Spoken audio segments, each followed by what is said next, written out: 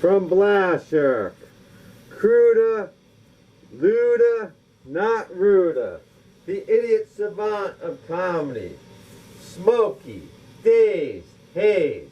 I'm Smokey Daze Haze. Whether you get lit or don't get lit, I'm lit. The Dank Phoenix of comedy, and you're not. The funniest there was, the funniest there is, the funniest there ever will be. The Hayabusa plague bearer, curing the plague comedy has become.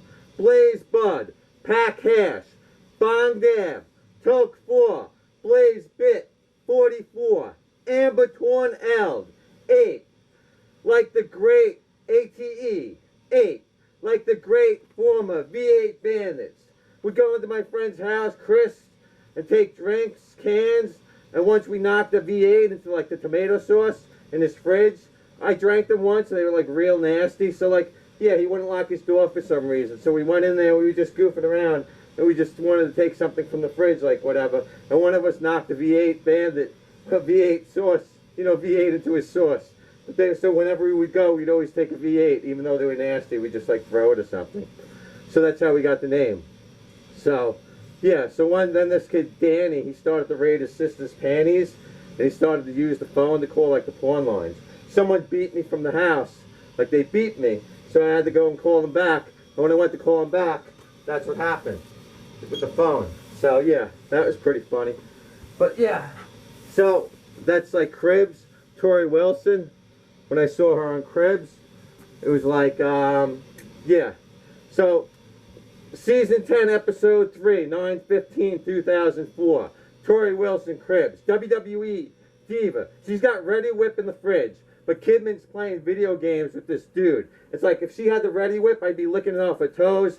They have dolphins all over the house. She's walking around in these Uggs and stuff. She's talking about slaving in the kitchen, making all this stuff for him and stuff. So I don't know about that. And then it like ends with them like driving on the boat and everything like that. So I could see why she divorced him. Falling down, Kidman. Well, Kidman falls off the top rope the first time I saw him before the flock and the 7-year itch. Yet he marries Tori Wilson, who is like one of the most beautiful women ever, nicest people, muscle and fitness, so I guess that's how it goes. 1984, Nugent, Simple Life, Overboard, Dr. D, Schultz, Home with Fake Family. So he's the one that slapped Stossel. He had a bounty hunter show, and they fired him because he was going to beat up Mr. T. So this is like Surviving Nugent mixed with the Simple Life and Overboard, the real Overboard, when Goldie Hawn falls overboard. So he goes and he tells them like this is his house and he built the house with his bare hands and stuff. It's like, woman, I told you, woman, we got people coming. It's like, no, you didn't. And like the woman looks like Brink Stevens, got these 2 kids.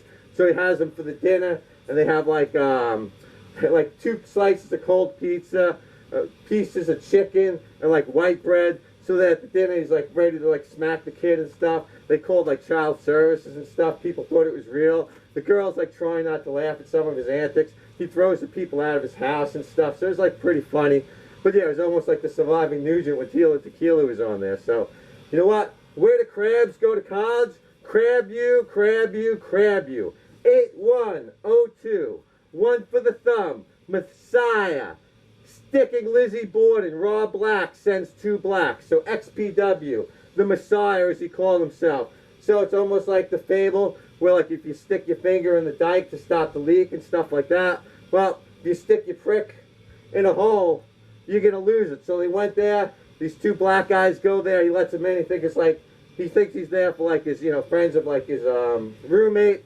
So they go there. They're wrestling and stuff. They have these hedge clippers. They're trying to cut off his penis. He struggles with them, and he says he kind of lets them cut off their finger. So they cut off his thumb. They take his thumb and they leave, and he never gets his thumb again. But I think he ends up married to the nurse. So Raw Black never got pinned on that, and they were chanting like how he fucked Lizzie Borden. And he's like, and she liked it, like in the show before that, and not long after that. So you know what? If you're gonna run your mouth, but you know what? He knows he had it coming. But it's amazing how Raw Black got away with it.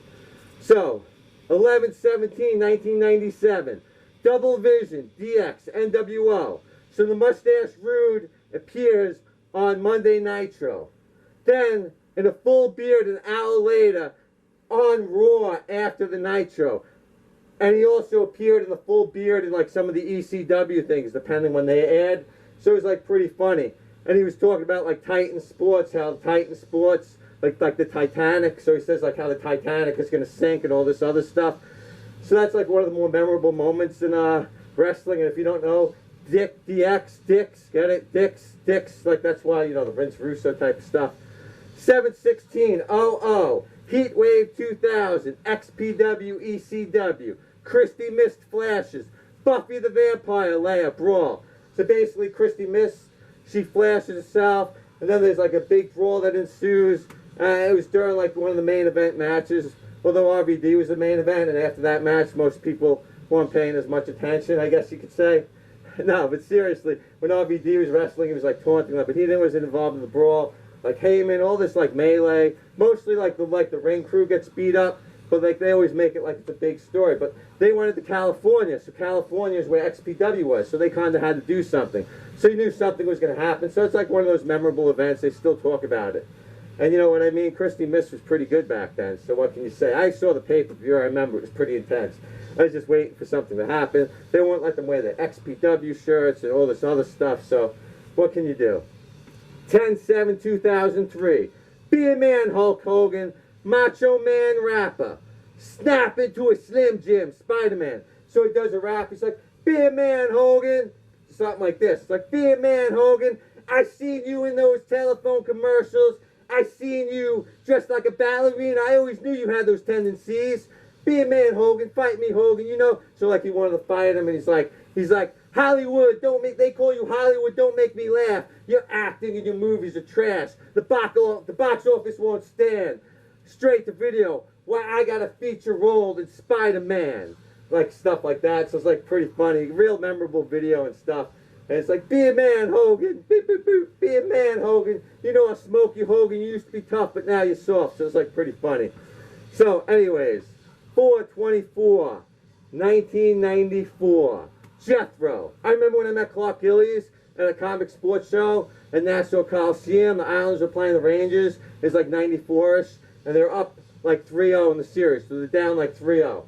So when I first went to him, you know, like I was real nervous. So it's like, hey, could you know, like he's trying to talk to me. Like, hey, could you just sign these? So then I go back to him. I tell him how he's nervous and everything else. Because I saw how he did the number 9 and, you know, and everything in the name. So he did number 9. He did, you know, just, you know, all that other stuff. So I'm talking to him for like an hour, hanging out. So I'm like, Vokoda is the only one playing out there, and he's a goon. And, you know, Vokoda I got to meet at another show, so it's funny. And then I'm telling Clark Gillies, I'm like, they came back down 3-0 before against the Penguins. And Clark Gillies stops me and he says, I know. I was on that team. I mean, it was so great. I was like totally burned. I didn't even know what to do. I was just standing there. Like, you know, and I kind of like kept talking, like, oh man, what was that like, and all this other stuff. Because whenever you do sports and you talk about sports, and you talk about comebacks, you never really get to talk to the guy where it's like, I know, I was on that team. So Clark Gillies was a great guy. I was so nervous and everything and else. I got all these other pucks signed for like my nephews and stuff. My cousin's like, that wasn't for you, that puck, but hey, it's got my name on it. It's for me now. Steve, number 9, Clark Gillies. Trip out Culhane, Chew the Turtle. Tripping Cooper, push on bed, now he's dead. So this kid, Matt Culhane, shows up, and he's like, he looks like Chew the Turtle, or kind of like a Koopa Trooper. He has like that kind of long neck with like the little apple thing out like that, kind of like real goofy looking, and he's tripping. You can tell he's tripping, and just shows up on my door tripping. I'm like, what am I going to do with this guy? What am I going to do with this guy? This guy's tripping. I like pushed him on the bed. I'm trying to figure out what I'm going to do with him. You can tell he's tripping too. So I had to like drag him around all over the place and all this other stuff. So it was like pretty crazy. So Ghost Boys, DT, Detective Columbo, Jen Bittens, Cartman. Not quite right. Picture perfect. So at this point he's at like this home at one point. And like he escapes from this home or something like this with this other guy. His family didn't care about him. They stuck him in a home. They hired this detective. Like we'll call him Columbo. So Columbo's like coming back. Excuse me, man. So like he presses his way, trying to force me like into the thing. So I'm like, all right, you come down for an interview. But meanwhile, I'm waiting for Jen. Jen's coming to either smoke weed, get weed, or something like that with weed. So it's like, all right, so I got someone with this, I got all this. He's saying, oh, maybe he's going to hang out with Bittens. Like he's going to hang out in Bittens and hide out in his shed. What are you, stupid? He's going to go on the run. He's going to go with the rich guy who has the connections somewhere like that. So Guilty White Lies, Displeasure Group Home, Legend of Greystoke, Peeing Meets Minor Threat. So basically they had him in this group home where it's like mostly all black kids.